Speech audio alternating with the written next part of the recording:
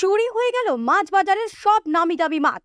বন্ধ মাছ বাজার। ঘটনাস্থলে পুলিশ, পৌরসভা ও পঞ্চায়েত প্রধান। ভোরবেলা দোকান খুলতে এসে চক্ষু চড়ক গাছ।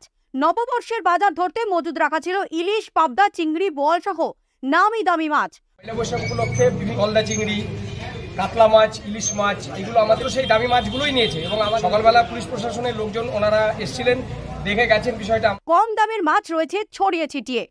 দামি দামি মাছ রাতের অন্ধকারে চুরি করে নিয়ে গেল দুষ্কৃতীরা। ঘটনাটি ঘটে রানাঘাট আনুলিয়া জগপুর রোডের স্টেট ব্যাংক সংলগ্ন মাছ বাজারে।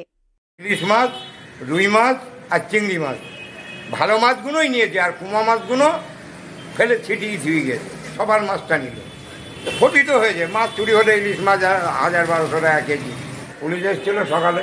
টোটাল দোকানই বন্ধ আজকে, মাছ চুরিতে আজকে কেউ বসেইনি।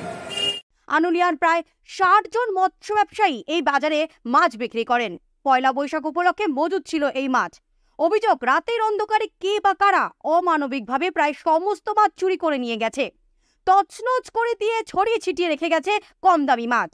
সেই সাথে চুরি যায় ব্যবসায়ীদের দাড়িপাল্লা সহ ব্যবসায়িক সরঞ্জাম। অভিযোগ, চুরি যায় প্রায় 3 থেকে 4 লক্ষ টাকার মাছ। এই ঘটনায় মাথায় হাত ব্যবসায়ীদের। ঘটনার বিবরণ জানিয়ে পুলিশের কাছে নালিশ জানায় তারা। খবর পেয়ে মাছ বাজারে আসেন রানাঘাট পৌরসভার চেয়ারম্যান কুশল দেব বন্দ্যোপাধ্যায় এবং আমুলিয়া পঞ্চায়েত প্রধান শম্পা বিশ্বাস। তারা ভবিষ্যতে এই রকম চুরির ঘটনা রুখতে সিসিটিভি ক্যামেরা বসানোর আশ্বাস দেন। ব্যুরো রিপোর্ট, বর্তমান ভারত।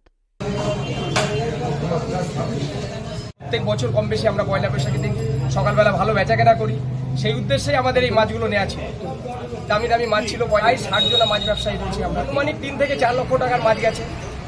স্থানীয় গ্রাম পঞ্চায়েতের প্রধান আমাদের মধ্যে এখনও রয়েছেন, উনি আমাদেরকে যথেষ্টভাবে আশ্বাস দিয়েছেন এবং আমাদের পাশেই রানাঘাট পৌরসভার যে চেয়ারম্যান রয়েছেন মাননীয় কুশুদা, উনিও আমাদেরকে বলেছেন আমাদের সঙ্গে ওনারা আছেন এবং আগামী দিনে আমাদের এখানে যাতে নজরদারি ব্যবস্থা করা যায় সেরকম।